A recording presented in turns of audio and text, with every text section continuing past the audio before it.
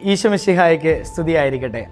ഏറ്റവും പ്രിയമുള്ളവരെ, 2023 ജൂൺ മാസത്തിൽ നമ്മളെയൊക്കെ നടുക്കിയ ഒരു വിഷയമായിരുന്നു 4 കുട്ടികളുടെ തിരോധാനം. ആമസോൺ കാട്ടിലെ 4 കുട്ടികൾ നഷ്ടപ്പെടുകയാണ്. അതിനുശേഷം അവരെ കണ്ടെത്തുന്ന യജ്ഞത്തിന് വേണ്ടി അവർ നൽകിയ പേര് പോലും മിഷൻ ഹോപ്പ് എന്നാണ്.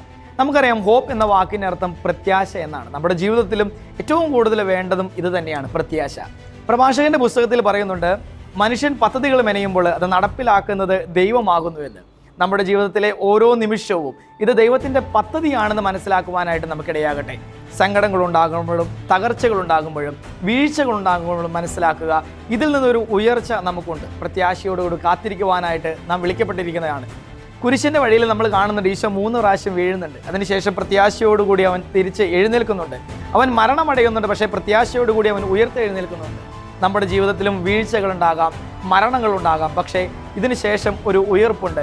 വലിയ പ്രത്യാശയോടുകൂടി നമുക്കായിരിക്കാം. ഈശോ സമൃദ്ധമായിട്ട് അനുഗ്രഹിക്കട്ടെ. പരിശുദ്ധ അമ്മയുടെ സ്വർഗീയ മാധ്യസ്ഥം നമ്മോടും നമ്മുടെ നിയോഗത്തോടും കൂടെ എന്നും ഉണ്ടാകട്ടെ. ഈശോ മിശിഹായ്ക്ക് സ്തുതിയായിരിക്കട്ടെ.